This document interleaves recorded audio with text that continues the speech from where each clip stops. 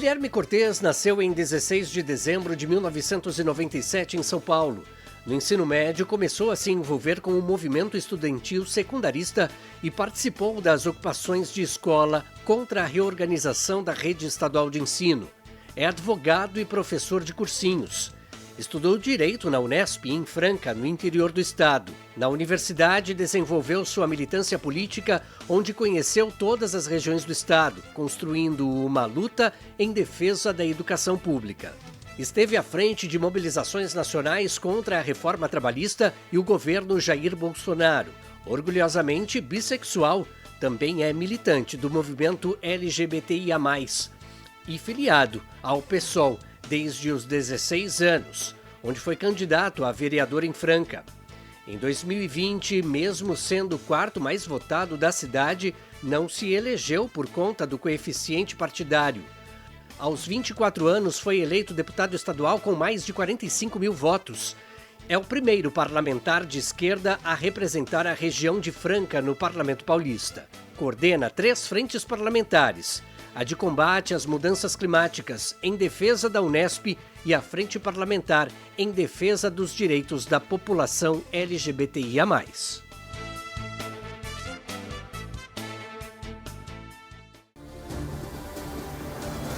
Olá, seja muito bem-vindo, muito bem-vinda. Começa agora o Conexão Paulista, um programa que aproxima você das decisões políticas do Estado com informação de qualidade e de interesse de toda a população. Deputado Guilherme Cortez. Deputado, seja muito bem-vindo ao Conexão Paulista. Muito obrigado, é um prazer grande estar aqui sempre conversando na Rede Alesp com os telespectadores. Estou muito feliz de estar aqui com vocês. Felizes estamos nós de recebê-lo mais uma vez neste programa tão importante. É um prazer tê-lo aqui conosco. O programa de hoje também conta com a colaboração dos jornalistas Marcelo Heiler, da revista Fórum, e da Priscila Duroche, da Rede Alesp. Sejam muito bem-vindos. Obrigado pela presença de vocês. Obrigada pelo convite. Obrigado pelo convite, é uma honra estar aqui. Deputado, nós iniciamos então esse nosso bate-papo com um assunto que, como disse na apresentação aqui, o senhor é o expoente.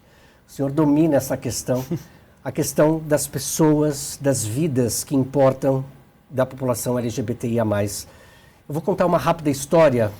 Noite dessas, passando pelo centro da capital paulista, passei em frente a um bar balada, e havia uma música eletrônica.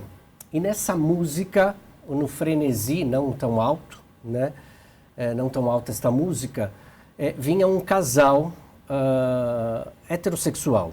Um homem e uma mulher, trocando carinhos e tal, e ao aproximar-se, eu estava me aproximando deles, passaram em frente, o rapaz disse assim, e vou usar o termo que ele utilizou, tá bem? Uhum. Olha aí, ó, é música de viado. Deputado, diante desta situação, de que forma as políticas públicas são interessantes? Em primeiro lugar, a gente precisa reconhecer que existe uma discriminação específica motivada pela orientação sexual e identidade de gênero alheia. Isso é óbvio.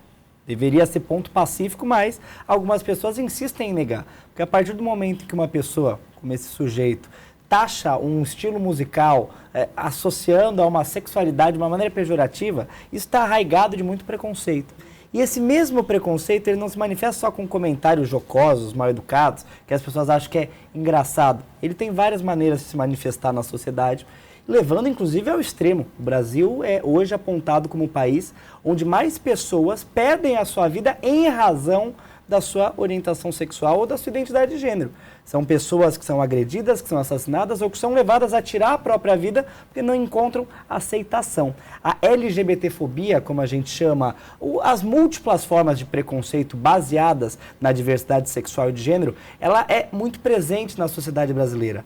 No ambiente familiar, em pessoas que são expulsas de casa, no ambiente do trabalho, em pessoas que não podem se assumir ou não são aceitas, no próprio parlamento, e todas essas são barreiras para que a gente possa ter uma sociedade mais igualitária, mais digna, mais respeitosa com todo mundo. Então, através da frente parlamentar que eu tenho a honra e o orgulho de presidir aqui na Assembleia Legislativa, voltada para os direitos da população LGBT, a gente tenta avançar no âmbito do Estado de São Paulo para que as vidas da população LGBT sejam protegidas. É papel do Estado proteger a toda a população, e quando identifica que determinado grupo social é mais vulnerável a qualquer mal social que seja a violência, seja a doença, seja uma vulnerabilidade específica, o Estado tem que ter uma política pública específica.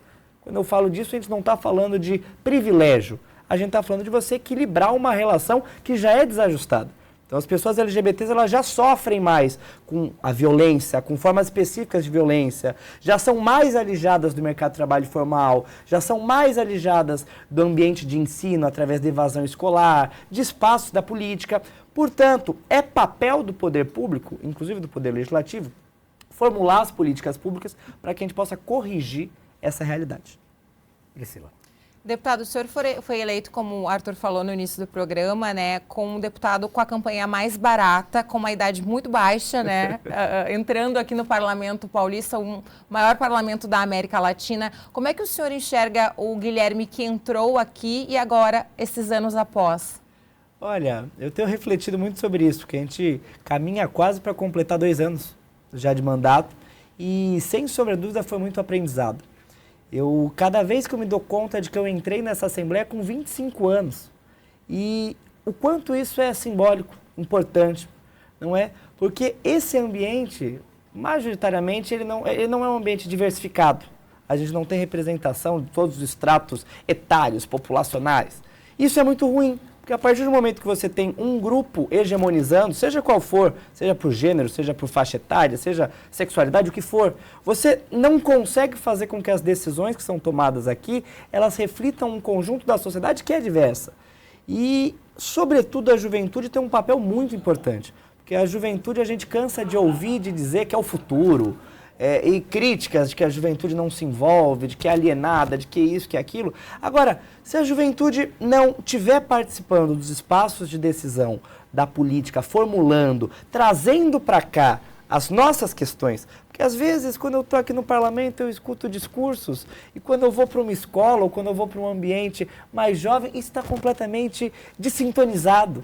Que aqui as coisas que se falam, os preconceitos que existem aqui, já estão sendo superados pelas novas gerações. Então, eu acho que eu tenho amadurecido muito, mas ainda não perdi a minha capacidade de me indignar, de me revoltar, porque talvez por ser jovem, mas espero que não só, porque eu acho que isso não é uma questão etária. E a gente tem deputados como o Suplicy que lembram a gente que não é uma questão de idade, a nossa capacidade de se revoltar com o que está errado. Mas acho que quando a gente é jovem, a gente tem muita pressa.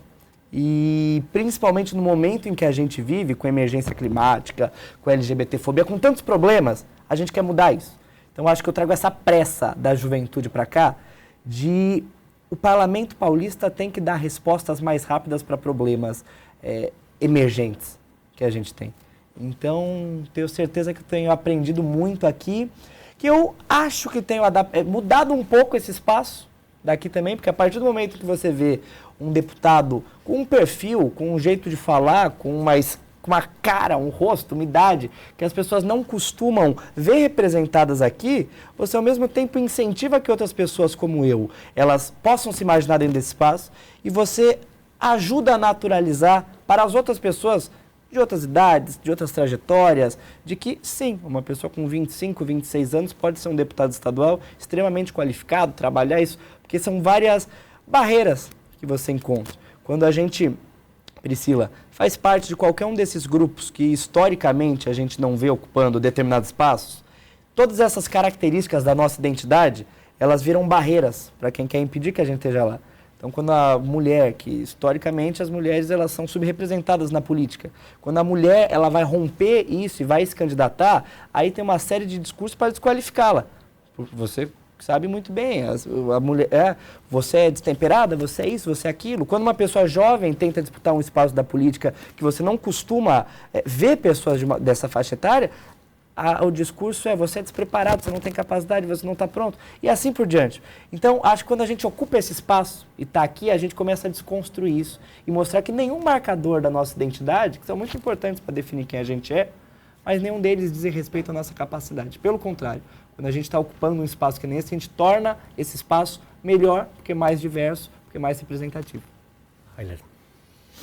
Deputado, há 23 anos, quase a sua idade, São Paulo aprovou a Lei 10.948, que foi sancionada pelo então governador Alckmin. Na mesma gestão, teve uma política com a ONG Corsa, que é o Educando para a Diversidade, onde pais, junto com seus alunos, seus filhos, né, discutiam a diversidade como um todo. Então, são 2 décadas. No entanto, apesar disso, do Estado de São Paulo ser pioneiro nesse combate à LGBTfobia, os dados só pioraram, né? Quando a gente pega o último relatório do Disque 100, é algo assim absurdo, né? São 7 mil denúncias, sendo que 80% delas, né, são de violações por homens gays e pessoas travestis e transexuais. Eu queria saber, e o senhor, que agora está aqui, por que não conseguimos reverter esse quadro? Qual é a sua análise sobre isso? Olha, como você disse, o Estado de São Paulo foi pioneiro em ter estabelecido uma legislação estadual para você poder combater os atos de intolerância contra a população LGBT no âmbito do que o Estado pode fazer. O Estado não pode legislar sobre matéria penal, mas pode impor sanções administrativas, multa. A Lei 10.948 ela é muito importante. Em que pese, ela precisa ser atualizada, porque ela tem marcas do seu tempo, tem mecanismos que ela poderia se tornar mais efetiva, tem todo um debate sobre isso, de como que as multas que podem ser arrecadadas deveriam ser destinadas especificamente para uma política para prevenir que outros casos de violência e de intolerância contra a população LGBT aconteçam, para reparar essas vítimas. Então tem todo um debate. A questão é que, infelizmente, ao contrário da gente andar para frente, como a gente poderia imaginar, a gente vê que você tem recurso num debate público. Então, hoje, seria impensável a gente aprovar uma lei tão importante quanto a 10.948, porque os direitos da população LGBT viraram um cabo de guerra da disputa política e ideológica, em que um setor mais extremado, conservador, a extrema-direita, utiliza do combate à população LGBT, aos direitos da população LGBT, a qualquer sinal de você ter um avanço numa política pública para fazer sua propaganda política, o que eu chamo de pânico moral. É você espalhar o medo, a preocupação nas pessoas sobre uma suposta degeneração moral da sociedade, sempre associado de maneira pejorativa à população LGBT. Então isso é muito negativo. A gente tem um dado do Instituto Polis, que de 2015 até agora, os números de violência contra a população LGBT aqui na cidade de São Paulo aumentaram quase 1000% ao longo desses últimos anos. Então, é uma realidade que, ao contrário de estar retrocedendo, como a gente poderia imaginar, que a sociedade vai evoluindo, vai aceitando, vai normalizando, o Brasil segue sendo um país profundamente intolerante, profundamente violento contra a população LGBT. E se os espaços políticos eles são interditados para que a gente possa discutir, aprovar e executar políticas públicas, na prática você está coadunando com isso. Porque a partir do momento em que o legislativo, o executivo, o poder público em geral, ele não toma medidas para proteger ou para combater uma realidade de insegurança da população, ele está sendo conivente, ele está deixando aquelas pessoas à própria sorte para sofrer com todo tipo de violência. Então, essa é uma situação muito difícil e, para mim, pessoalmente, muito frustrante. Porque, por ser um membro da comunidade LGBT e ter sido eleito, eu sempre digo, como um dos porta-voz, eu faço do meu mandato um porta-voz da luta coletiva do movimento LGBT aqui nessa casa. E você perceber esse bloqueio para que você possa avançar com pautas mínimas, basicamente pautas para você garantir que as pessoas permaneçam vivas, ou que elas tenham os mesmos direitos de completar o ensino, ou que elas possam ser incentivadas a estar no mercado de trabalho formal, pautas básicas e civilizatórias, mas infelizmente hoje, nessa conjuntura, nessa correlação de força que a gente tem no Brasil e aqui nessa casa, qualquer projeto mais ambicioso, voltado, ou nem ambicioso, mas voltado para a população LGBT, não prospera por conta disso. Também é uma maneira de preconceito institucionalizado, você instrumentalizar politicamente uma pauta para você combater os direitos de uma população. Eu acho isso muito triste. Deputado, eu permaneço nessa pauta porque eu acho que a população paulista, cidadãos, cidadãs, as pessoas que ainda não votam, pela primeira vez estão tendo a oportunidade neste parlamento de observar uma fala como essa. E aí, é incrível como ainda existem barreiras. O senhor falou, a Priscila está falando, o Heiler aqui também estão falando, mas é importante que se permaneça nesse assunto, porque se por diversas vezes, de acordo com o senhor e com tantas outras pessoas, calam as vozes, é preciso que se dê voz agora e que tenha essa conexão entre os paulistas.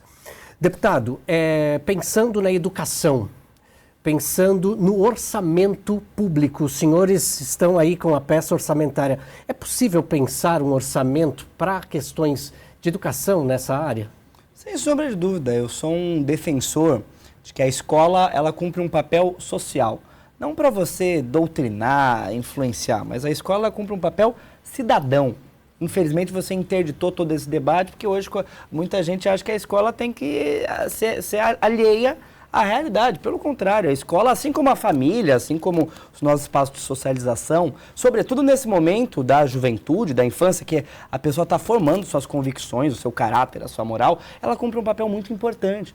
A escola ela é um ambiente privilegiado para você pensar as próximas gerações e quais valores a gente quer enquanto sociedade. Então, é papel da escola, isso já foi superado, felizmente. Vou dar um exemplo. É papel da escola educar contra o racismo. Isso já foi superado. Ninguém em sã consciência vai dizer é um absurdo falar na escola que racismo é errado. Felizmente, já teve gente que disse isso, mas felizmente a gente conseguiu avançar. E hoje todo mundo reconhece que é papel dos professores, da escola, promover debates, discussões, para que esses estudantes que estão se formando agora, eles cresçam com a mentalidade combatendo o racismo, não incentivando. Agora, quando a gente vai falar de outros grupos vulneráveis, você encontra esse bloqueio, que é uma contradição. Quando a gente fala que a escola ela tem que falar sobre o respeito à diversidade, a gente não está falando sobre educação sexual, sobre sexualização, tudo isso que se criou para encobrir esse debate. A gente está falando que a escola tem que ser um ambiente em que essas próximas gerações, elas aprendam a respeitar a diversidade, entender que a diversidade, ela é parte do que nos faz humano e que não tem nada de errado com isso. Então que uma música, como você presenciou, não é uma música atrelada a essa ou aquela identidade, e que isso não é errado, ou que uma pessoa, dependendo de com que ela se relaciona, a roupa que ela veste, ou como ela se identifica, ou qual pronome ela quer usar, isso não é um julgamento moral em relação a ela, não tem nada de errado com essa pessoa. É isso que a escola deveria promover, para a gente poder ter uma sociedade em que ela seja mais respeitosa, em que a gente tenha cidadãos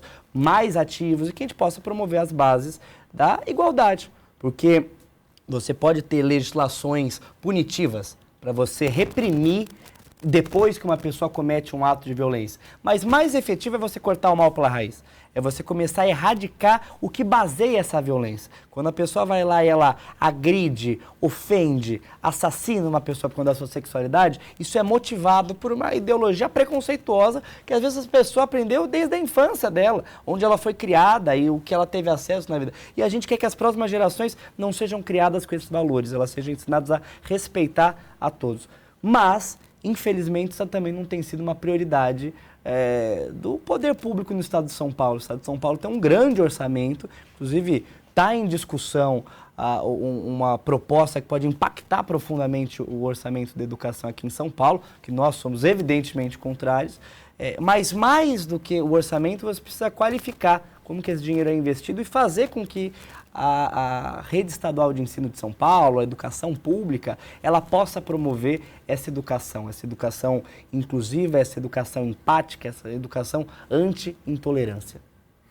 Só lembrando ao nosso telespectador que nós estamos gravando Conexão Paulista no finalzinho do mês de novembro também. Priscila Dorossi. Deputado, ainda dentro desse assunto, mas falando nessa questão, diariamente a gente pode dizer, a imprensa mostra casos de violência contra a população LGBTQI e o Arthur deu um exemplo, né, do que ele presenciou, a gente ouve muitos relatos, eu não presenciei, não sei qual seria a minha reação ao presenciar.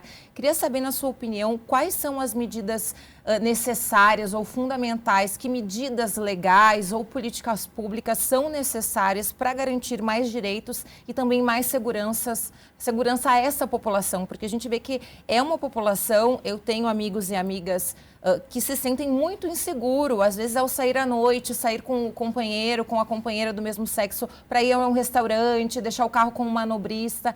Como é que o senhor enxerga que políticas públicas serão necessárias ou medidas legais? Priscila, em primeiro lugar, como nós estávamos discutindo, você começa por desconstruir o que motiva essa violência. E daí a educação, não apenas a publicidade, os meios de difusão da informação que moldam os nossos valores. Então é importante que a escola seja um ambiente para formar cidadãos e as próximas gerações para não reproduzirem esse tipo de estigma de preconceito. É importante você utilizar das repartições públicas, dos canais públicos, do governo, para você difundir os direitos da população e você recriminar, você combater a intolerância. Eu acho que o primeiro lugar é esse, para você começar a cortar esse mal pela raiz e prevenir que a violência aconteça. Porque se a pessoa estiver consciente, ela não estiver tomada pelo preconceito, pelo ódio, se você tiver conseguido chegar nessa pessoa antes, ela não vai vir a cometer um xingamento. Depois disso,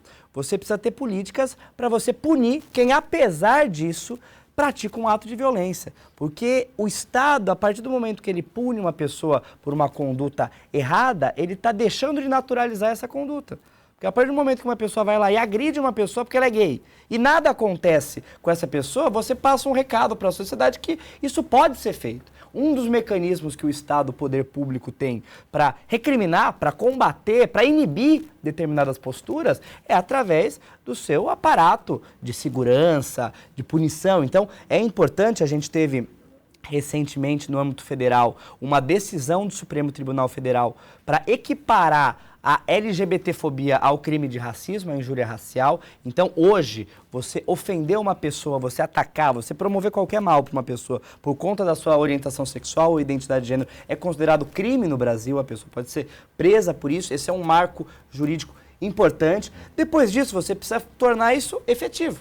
Porque a própria Lei 10.948, ela tem um balanço recente sobre a efetividade dela. Porque ainda é muito difícil que as pessoas elas sejam efetivamente punidas por praticar atos de LGBTfobia por N fatores. Primeiro porque muitas pessoas LGBTs, eu próprio quando já sofri um caso de violência, se sentem coibidas de denunciar por vários fatores, por também ter uma preocupação de sofrer uma segunda violência numa delegacia, ou mesmo quando a pessoa chega até a delegacia, muitas vezes no boletim de ocorrência não é enquadrado como um caso motivado pela LGBTfobia, depois se tem todo o julgamento. Então você precisa aperfeiçoar os nossos mecanismos policiais, de segurança, judiciais, para que isso possa ser efetivado. Em terceiro lugar, a partir do momento que você erradica, corta pela raiz o preconceito através da educação, da formação. Depois, você cria mecanismos mais efetivos e qualificados para você combater as pessoas que realizam essas atitudes lamentáveis. Aí você tem que passar para integrar plenamente a população LGBT à sociedade. Então, hoje você tem uma realidade em que a população LGBT, sobretudo as pessoas travestis transexuais, elas são mais acometidas pela evasão escolar. Porque quando a pessoa ela se assume na escola, sobretudo quando ela se assume travesti ou transexual, ela sofre uma carga de bullying, de violência, de não aceitação, de preconceito que muitas vezes ela não consegue se manter nos estudos. Quando você pega o percentual, e a gente tem pouquíssimos dados sobre isso, inclusive aqui em São Paulo não temos, em relação à população trans nas universidades estaduais que a gente tem, isso é muito diminuto, porque é uma população que é muito vulnerável, não consegue fazer um cursinho, não consegue estudar, não consegue, passar pelo filtro do vestibular. Como o sistema de saúde, a população LGBT sofre com abordagens no sistema de saúde que muitas vezes são impróprias, são violentas. Então, eu acredito que são esses 3 passos. Você precisa começar a formar as próximas gerações e as que aqui estão hoje para desconstruírem o preconceito e aceitarem, respeitarem, valorizarem. Por que não? Porque a gente não quer só ser tolerado. A diversidade, ela nos faz humanos. A diversidade é o que dá uma virtude para a nossa espécie, né? Então, valorizar a diversidade, as diferentes expressões que a gente tem, de gênero, de sexualidade, da diversidade humana, você ter mecanismos para combater os atos de violência de maneira mais efetiva e, em terceiro lugar, você integrar plenamente a população LGBT a todo o nosso sistema social. As pessoas, por conta da sua orientação sexual ou identidade de gênero, elas têm os mesmos direitos de poder acessar o sistema de saúde, acessar o transporte público, frequentar espaços de lazer, ter um acesso ao mercado de trabalho e poder se formar na faculdade. Eu acho que passa por isso, para aí sim a gente começar a falar de que existe uma igualdade de fato entre toda a nossa população, incluindo a população LGBT. Deputado, eu quero focar na segurança pública, eu acho que é um ponto importantíssimo. E eu lembro que quando nós conversamos, há uns 3, 4 meses atrás, o senhor estava ingressando com um pedido de CPI para investigar alguns assassinatos bárbaros a partir de encontros de aplicativos e que também não é uma exclusividade de São Paulo. Nós temos relatos no país inteiro desse tipo de crime, né? Alguns conseguiram fugir, que relatam como foi, enfim, tem um modus operandi muito igual. O senhor tocou num ponto que eu quero que o senhor aprofunde também, que é a chegada na delegacia, né? Há muitos relatos, 99% das pessoas LGBT vítimas de violência, quando chegam lá, são desencorajadas. Não quando desqualificadas. Ah, você estava bêbado, você estava numa festa, como se isso fosse desculpa, né, para ser vítima de violência, né? Então, eu queria saber de que maneira é possível incidir na segurança pública para que isso mude e como que está a questão dos aplicativos, da CPI, se avançou, se não avançou, qual é a perspectiva disso? Eu fico muito feliz de te dar essa notícia aí para os nossos telespectadores em primeira mão, de que essa proposta de comissão parlamentar de inquérito, ela finalmente conseguiu as 32 assinaturas necessárias para ser protocolada, para entrar no trâmite aqui na Assembleia Legislativa. E agora é uma nova etapa da nossa luta para que a CPI ela seja convocada, ela seja instalada, porque pode parecer uma coisa banal você pensar, ter uma comissão parlamentar de inquérito para investigar casos de violência em aplicativos de relacionamento, mas essa é só uma das manifestações e que mostram, inclusive, o quão generalizada é a insegurança da população LGBT. Da coisa mais banal do mundo para a maioria das pessoas, que é marcar um encontro através de um desses aplicativos, que eu não tenho, mas hoje um monte de gente tem. E isso para uma pessoa LGBT não é seguro. Às vezes você está andando e indo numa festa, não é seguro. Você está andando de mãos dadas com o seu parceiro, não é seguro. Quando você é LGBT, quando você faz parte de uma população vulnerabilizada, marginalizada, coisas que são banais e simples para todas as demais pessoas, não é tão simples assim. Então, a gente só vai poder ter uma igualdade quando as pessoas se sentirem livres e seguras para viver todos os âmbitos da sua vida. Para poder marcar um encontro através de um aplicativo, para poder andar até a hora da noite que quiser, para poder estar com seu parceiro ou com a sua parceira sem se sentir inseguro. Então, fico muito feliz de poder dizer isso, porque você acompanhou esse caso, infelizmente, que a gente teve esse ano, de um jovem mais jovem que eu, tinha 24 anos e que sofreu uma emboscada e foi assassinado, jovem Leonardo, e que, infelizmente, tampouco esse é um caso isolado. Como a gente tem tido levantamentos, tudo indica que existe um grupo que se articula com características muito semelhantes para emboscar pessoas LGBTs, principalmente homens gays, através desses aplicativos. Então, como eu estava dizendo, você precisa qualificar o nosso sistema de segurança pública, você precisa reformar os nossos servidores públicos de todas as áreas, mas sobretudo da área da segurança, para respeitarem a diversidade. Porque, às vezes, a pessoa é isso. Todos nós crescemos numa sociedade com valores preconceituosos. Todos nós. Em algum momento da nossa vida, a gente teve acesso à informação, a estudos, às coisas que nos permitiram desconstruir essa visão que é impregnada a todo momento em propagandas, em novelas, em filmes, na sociedade, em todos os espaços. Então, nós precisamos formar as pessoas, as próximas gerações e as atuais, mas, sobretudo, quem está trabalhando na linha de frente de serviços essenciais. Porque um servidor público ele tem uma responsabilidade muito grande nas mãos dele. Porque o servidor público é quem vai...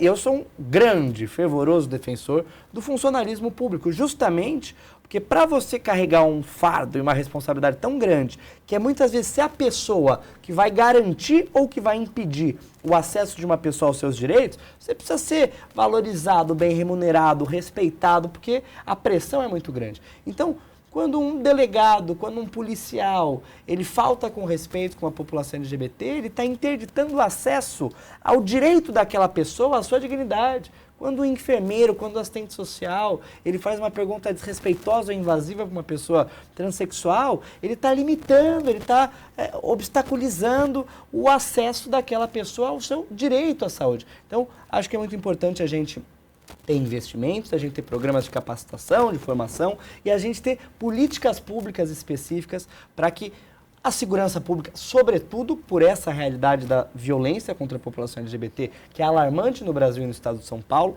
mas de todas as áreas do serviço público, para que quando a pessoa ela vai recorrer ao seu direito, ela não seja barrado por um agente público que deveria estar ali garantindo que esse direito fosse garantido e efetivado. Deputado, a gente vai fazer um rápido intervalo, mas só para fechar eu vou deixar aqui, já que a gente quer tanta paz, né? Desejamos tanta paz, e a paz inquieta é aquela paz que fica perturbando os nossos ouvidos e principalmente a nossa mente. Nós estamos terminando, vou fazer aqui uma provocação mesmo, a você também que está aí assistindo a gente do outro lado. A gente está terminando o Novembro Azul e nós percorremos diversas regiões do estado de São Paulo, fomentando a importância, né, do acompanhamento médico, as questões do câncer de próstata. E aí, entrevistando um cidadão em frente a uma unidade de saúde pública do estado de São Paulo, na região centro-oeste de São Paulo, eu questionei a um senhor de 57 anos o porquê que ele ainda não havia feito o exame de próstata. Ele disse assim, respondeu assim, a gente não colocou isso na reportagem, mas cabe bem aqui neste nosso programa. Ele disse que não ia fazer jamais o teste, o exame, porque esse exame foi criado para deixar os homens afeminados. Vamos pensar sobre isso, deputado, o senhor quer comentar? Muito brevemente, para a gente poder ir para o intervalo, isso mostra uma coisa, o quanto que o preconceito e a intolerância não atingem só a população LGBT. É a mais atingida porque é quem diretamente sofre com a ofensa, com um soco, com a facada. Mas as pessoas que não são LGBTs, também elas têm uma série de... É isso, as pessoas elas deixam de fazer tratamentos médicos básicos por conta da intolerância, elas deixam de assistir peças, elas deixam de usufruir de tudo que elas têm que usufruir por conta do preconceito. Então, não é só para proteger a população LGBT que a gente está falando em desconstruir o preconceito. É para que todo mundo possa viver plenamente sem essas amarras do ódio, do preconceito que a gente vê aí, infelizmente. No próximo bloco, vamos falar sobre meio ambiente, mudanças climáticas e a escala 6x1. É daqui a pouquinho no Conexão Paulista. Até já.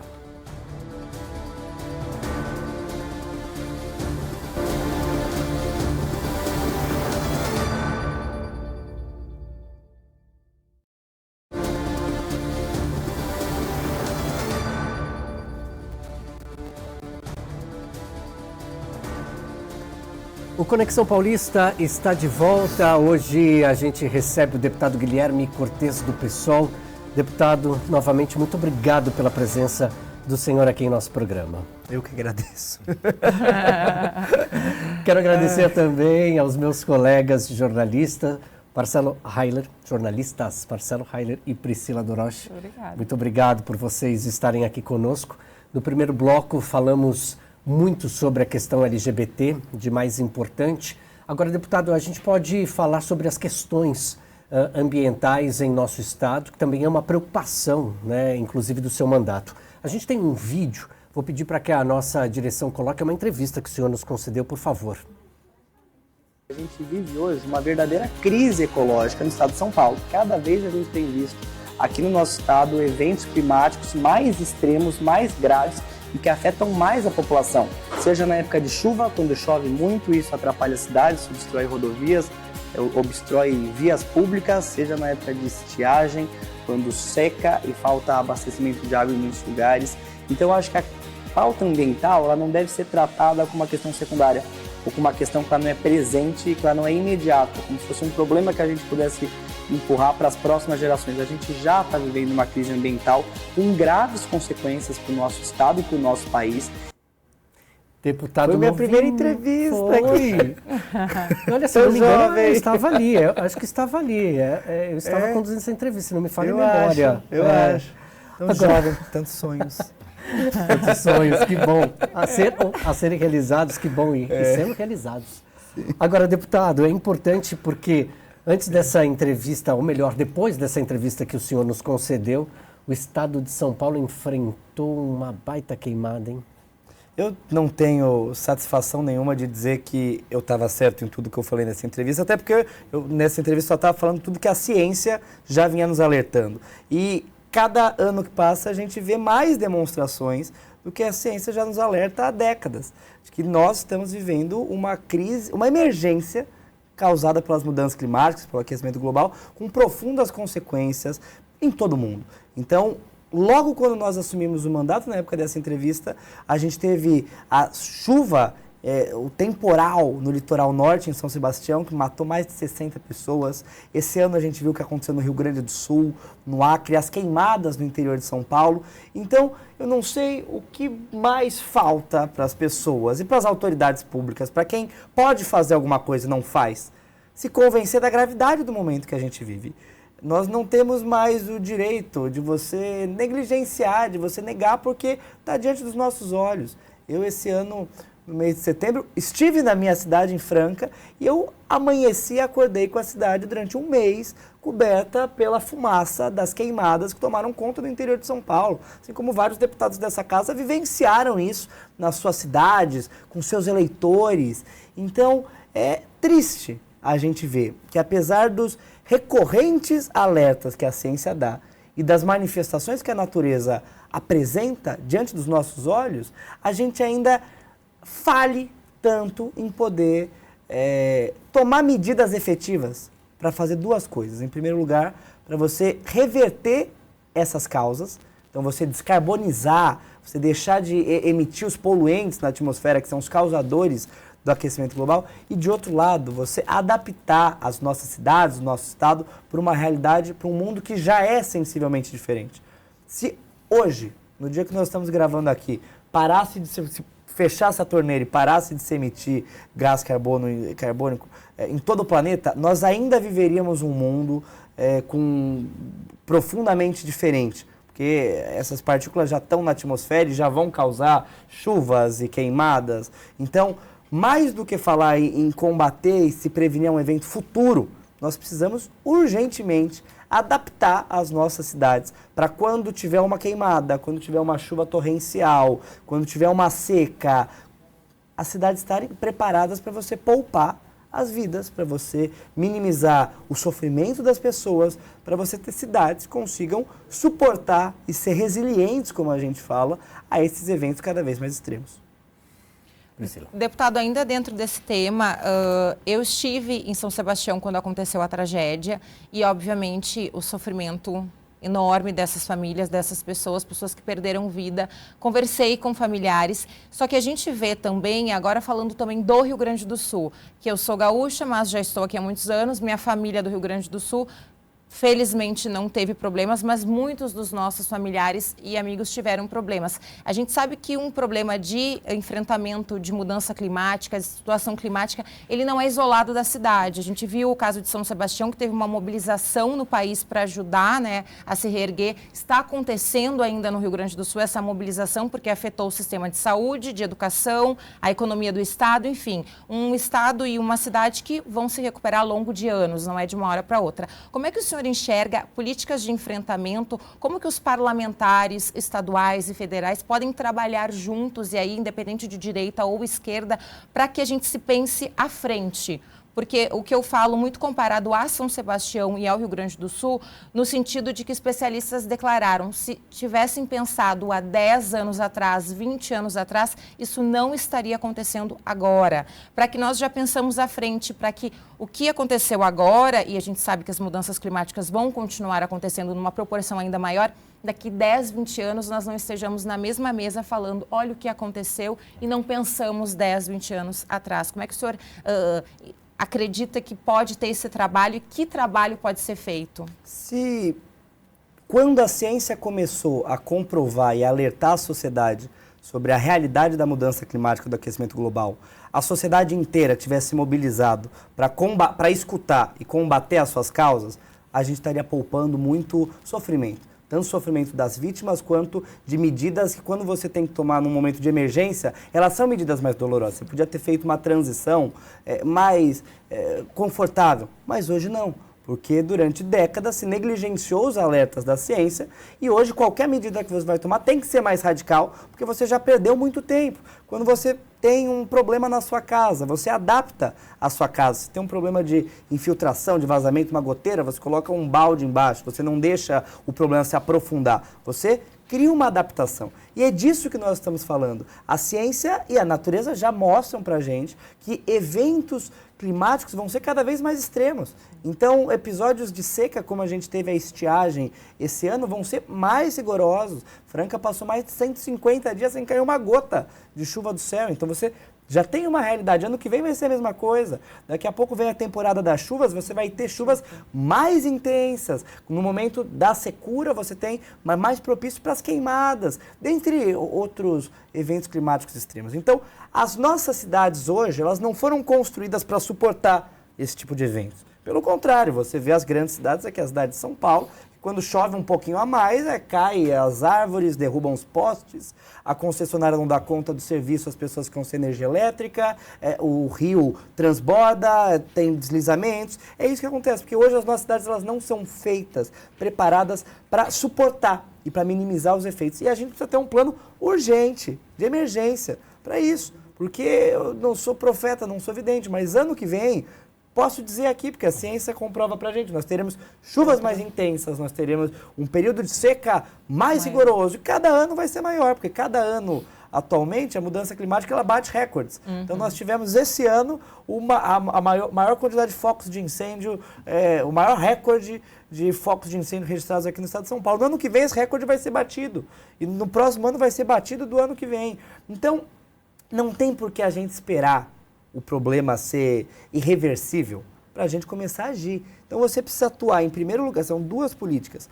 Políticas de mitigação, que são aquelas políticas para você, assim como a gente falava da população LGBT, você cortar na raiz. Quais são as causas do aquecimento global? A emissão de gases poluentes, que é através do sistema de produção de energia, é através das formas impróprias de uso do solo, da proliferação de agrotóxicos, de um sistema de transporte que ele é muito baseado no automóvel individual. Então você pegar cada uma dessas áreas e você cortar esse problema na raiz. Então você descarbonizar a produção de energia, você pensar uma outra matriz de transporte que não seja dependente do automóvel individual, você repensar a nossa agropecuária para não ser dependente da queimada, do desmatamento, do gado, que hoje você tem mais gado que gente, o gado ele também ajuda a remitir metano na atmosfera. Então você tem que repensar esses setores da nossa economia e, ao mesmo tempo, considerando que a mudança climática não é um evento futuro, já é uma realidade, você precisa construir infraestruturas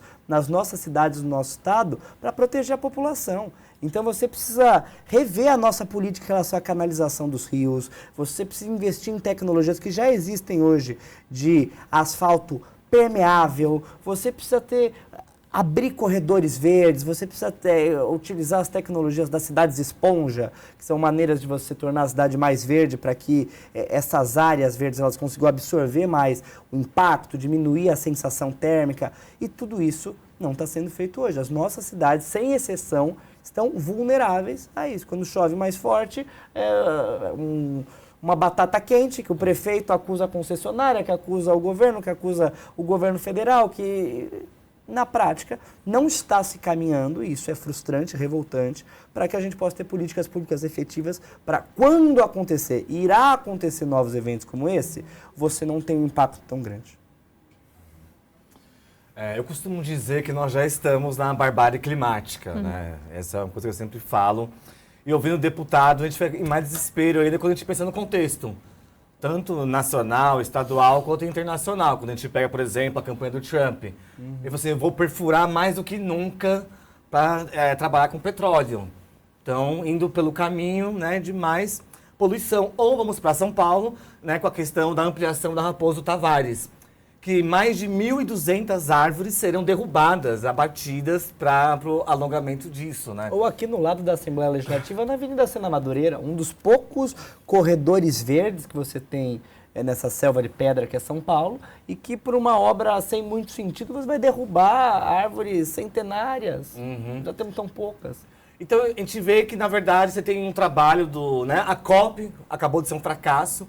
Né, o acordo final não teve acordo, esperava-se 1 trilhão e terminou em 300 milhões. Que é? Não, bilhões, né?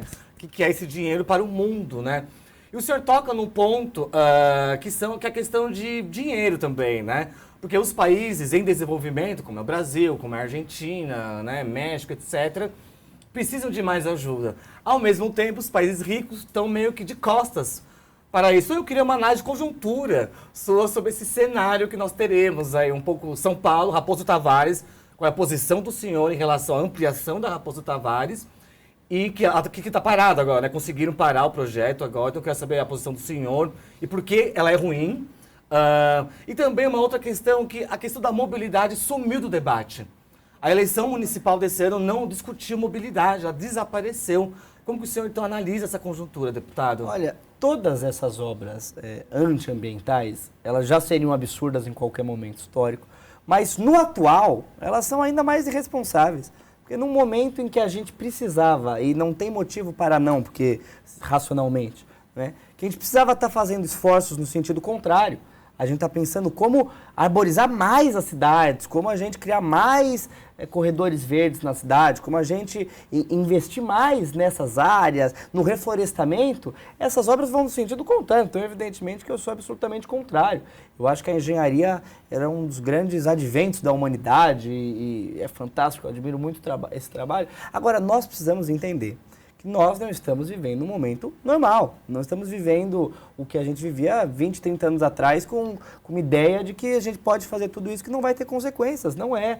A conta está chegando, ela é alta, ela causa muito sofrimento, ela causa perdas econômicas. Você quer falar isso? Você quer ir por isso? Se há pessoas que perdem a casa não sensibiliza, então pelo menos fala isso. Sabe, as pessoas vão perder muito dinheiro também por conta disso. Eu acho que o motivo que deveria mais sensibilizar é que tem gente que vai perder casa, vai morrer queimada, vai perder seus bens, mas tem negócios vão acabar, né? Exatamente. Agora, se tem gente que só pensa no dinheiro, então também, sabe? O custo que se tem para você reconstruir o Rio Grande do Sul depois do que aconteceu é muito maior do que os governos poderiam ter investido para minimizar esse efeito. Então, é muito crítico. Você tem uma realidade mundial que é decepcionante, porque justamente no momento em que, racionalmente, o que você deveria esperar, o que nós poderíamos esperar, é um consenso, uma atuação independente da esquerda e da direita, mas que é isso, a mudança climática ela se impõe sobre todos os países. Não da mesma maneira, porque também algumas pessoas elas sentem e sofrem mais, e por isso a questão do financiamento dos países é muito importante. Por isso que a gente fala de justiça climática. Justiça climática é você entender que nem todo mundo é igualmente responsável pela mudança climática, nem todo mundo, e é inversamente proporcional quem mais vai ser atingido. Então, os países industrializados que se desenvolveram primeiro, eles são os principais causadores. A Inglaterra, ela queima carvão já faz 300 anos. Antes do Brasil, sequer tem indústria aqui. Então, esses países, eles deram uma contribuição maior, enriqueceram, tudo mais. A base dessas maneiras impróprias, insustentáveis de exploração do meio ambiente, que hoje estão causando danos e que vai atingir primeiro a população dos outros países. Países subdesenvolvidos, de países cujas emissões de poluentes é mínima. Então você precisa ter um mecanismo de justiça, em que os países que têm mais condição, têm mais dinheiro e enriqueceram às custas da destruição do nosso meio ambiente, eles possam ajudar a transição dos países que estão para trás. Da mesma maneira como dentro dos nossos países a gente precisa ter políticas para compreender, como você viu em São Sebastião, que a maior parte das vítimas elas têm uma raça, elas têm um CEP bem definido. Não porque a natureza é preconceituosa. Quando a gente fala de racismo ambiental, não está falando, sabe, as pessoas causam uma confusão, porque o racismo é um fenômeno humano, daí você coloca a natureza, as pessoas... Mas porque a nossa sociedade coloca determinadas pessoas na linha de frente, nos bairros mais perigosos, nas regiões onde as moradias elas são menos preparadas para suportar eventos climáticos extremos. Então, é uma questão urgente. E é desesperador quando a gente vê que no momento em que a gente tem mais demonstrações e a gente precisava ter medidas mais efetivas, você vê projetos, você vê lideranças políticas ganhando espaço, como o Trump nos Estados Unidos, justamente pregando o retrocesso disso tudo. Essa conta vai chegar e vai ser muito cara. Então, se a gente não arrumar uma maneira de impedir que pessoas deslocadas, que por interesses políticos ou econômicos estão dispostas a colocar a vida de todo mundo a perder, a gente vai enfrentar grandes problemas. A gente precisa impedir que essas pessoas decidam sobre o nosso futuro. Deputado, dia 16 de dezembro, o senhor vai completar 27 anos. Está chegando. Desde já, parabéns. Obrigado. Muita saúde, muita paz e alegria. É escorpião ainda? Não, é Sagitário. Sagitário. Agora, deputado, eu fico aqui, assim, existem muitos jovens como o senhor, interessadíssimos na política brasileira. Ainda tem um número, né, muito pequeno, na verdade. E acho que é importante a gente refletir, deputado, sobre essa situação. Como é que esses jovens também estão trabalhando essa situação? A gente tem um VTzinho rapidinho aí, por favor, direção. Eu acho que ninguém sai perdendo com a gente ter vozes diversas, com a gente ter outras faixas etárias contribuindo com o debate aqui. A juventude não tem menos qualificação para estar aqui, como às vezes tentam imputar na gente para desqualificar o nosso discurso. Ah, você é jovem, ah, você não tem essa experiência. A gente também tem outras experiências e outros pontos de vista que são muito bem-vindos para um debate político, cidadão e democrático. Fui eu. Aí ele lembrou. Ele lembrou. Agora, deputado, veja só, a gente tem 8 minutos ainda para o nosso programa, mas a gente consegue, o senhor vai conseguir perfeitamente falar sobre essa situação. Acho que puxando esse gancho dos jovens, essa fala do senhor. E aí também a gente tem observado diversos jovens nas redes sociais manifestando a questão da escala 6x1. Eu gostaria que o senhor emendasse esse assunto para a gente chegar, né, a esse ponto, por favor. Não deveria ser uma obrigatoriedade que você só precisa ter pessoas determinadas para falar sobre determinados temas.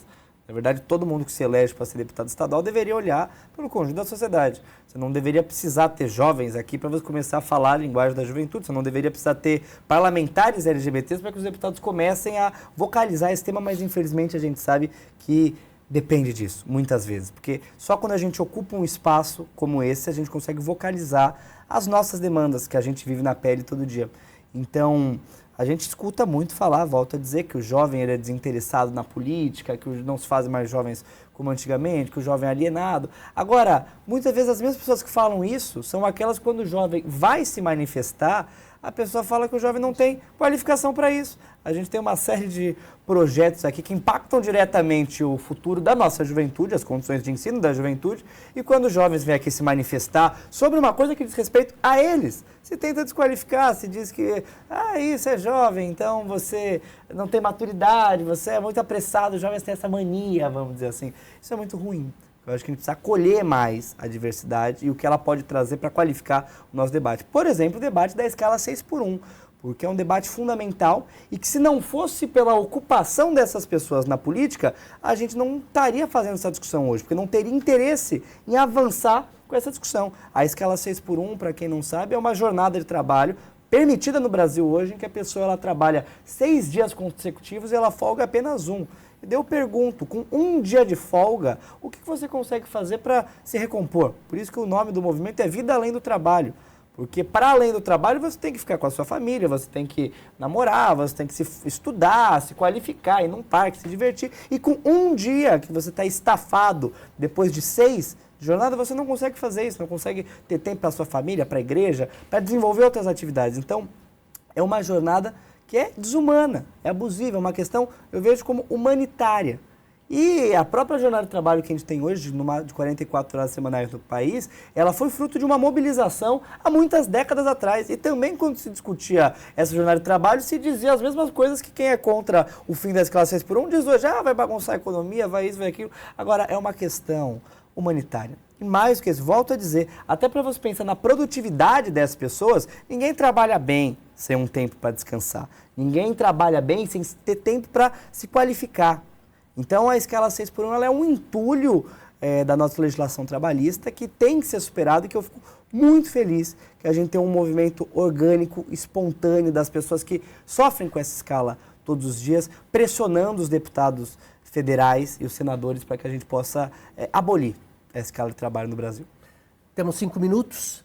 Vamos fazer o seguinte. Priscila faz uma pergunta, o Railer também, e aí o senhor arremata tudo, por favor. Deputado, o senhor já tem um nome bem forte no estado de São Paulo e frente ao Brasil também, é uma representação forte dentro do seu partido, dentro da esquerda. Quem está tendo um contato a primeira vez com o senhor, está lhe assistindo aqui pela primeira vez, como o senhor definiria Guilherme Cortes em uma palavra? Uau, uma palavra que... Eu pensei em 3, mas depois eu falei, vou reduzir para uma. Eu acho que acima de tudo, e essa palavra hoje ela é tão estigmatizada, eu sou um militante. Eu sou uma pessoa que escolhi fazer da minha vida uma vida para lutar pelas coisas que eu acredito. Hoje eu faço isso como deputado, mas antes de eu ser deputado eu fazia isso da mesma maneira, e se eu deixar de ser deputado eu vou continuar fazendo da mesma maneira. A única diferença é que hoje eu estou num espaço que me possibilita uma tribuna, vocalizar, apresentar projetos, estar aqui conversando com vocês. Mas antes de tudo isso, eu acho que eu sou um militante, sou uma pessoa que luta por uma sociedade radicalmente diferente dessa que a gente tem hoje, e que hoje, por uma ocasião, por uma série de coisas que eram improváveis, porque eu sou muito jovem, porque a gente teve a campanha com menos recursos do Estado de São Paulo, se tornou deputado para, com esse mandato hoje, seguir como um instrumento lutando por tudo isso. Eu quero voltar ao VAT, porque tem uma questão que eu acho que é importante destacar, que o fundador desse movimento é um jovem negro, gay, né, da periferia do Rio de Janeiro, e no Congresso Nacional foi capitaneado pela Erika Hilton, também uma deputada, uma trans, negra, né, e de esquerda. E à esquerda e à direita há uma crítica muito forte às identidades no debate político. Qual é a sua opinião sobre esse debate que ocorre? As pessoas, elas chamam de identitarismo tudo que elas não gostam. Então, qualquer coisa que elas, quando elas acordam de mau humor, elas saem xingando as coisas de identitarismo. Eu acho que você precisa entender que nós somos profundamente diversos. O povo brasileiro é profundamente diverso. Se você tem uma visão para falar com o povo que você considera só uma dimensão da identidade das pessoas, você não consegue conversar com toda a diversidade. O Brasil é um país de dimensões continentais, profundamente diverso por uma série de motivos. Então, eu acho que, como a gente pode ver nesse movimento contra a escala 6x1, a participação de pessoas que historicamente nunca foram convidadas a estar nesses espaços políticos, elas não fazem política, nós não fazemos política só para as nossas comunidades, a gente faz política para a totalidade. Porque uma vida melhor para a população LGBT, uma cidade mais segura para as pessoas LGBTs que mais sofrem com a violência, uma cidade mais segura para todo mundo. Como nós estamos nos piores postos da sociedade, a gente também tem essa sensibilidade não só para o nosso gueto, para a nossa caixinha, como eles tentam nos empurrar. Então, partiu de 2 pessoas LGBTs negras, um projeto que tem um impacto profundo sobre boa parte da classe trabalhadora brasileira. Eu acho que não tem nenhuma contradição com isso, eu acho que não tem nada mais óbvio do que isso, porque são justamente pessoas que, pela sua própria vivência, experiência e a trajetória que elas carregam, isso leva elas a ter contato com essa realidade e esse senso de urgência. Então, eu acho que a diversidade na política, longe de ser algo para nos separar, para nos encaixotar, ela é muito importante porque ela qualifica. Daí você consegue discutir temas dos mais variados, dos mais diversos. Quero muito agradecer ao senhor deputado Guilherme Cortes. Foi muito rápido. Muito rápido. Uma hora. Mas como é bom tê-lo aqui, por favor, volte sempre. Esta cadeira é do senhor e parabéns por isso. Eu agradeço muito, gente. É um prazer sempre estar com vocês. O trabalho da Rede Alesp é fantástico. Quero agradecer a vocês 3 e todo mundo que acompanhou a gente até agora. Marcelo Heiler, Revista Fórum. Muito obrigado pela sua visita, muito obrigado por ter estado conosco aqui, sendo esse sinal também diferente no meio de tantas pessoas. Saúde e paz, obrigado. Obrigado, adorei participar do programa também, foi ótimo. Priscila Doroche, que bom. Que bom, muito obrigado pela oportunidade, obrigado Marcelo, obrigado deputado. E a você, telespectador, telespectadora do Conexão Paulista. Muito obrigado pela sua audiência, muito obrigado pelo seu carinho. Eu lembro a você que todas as quintas-feiras, às 9 da noite, você confere uma entrevista exclusiva aqui no Conexão Paulista.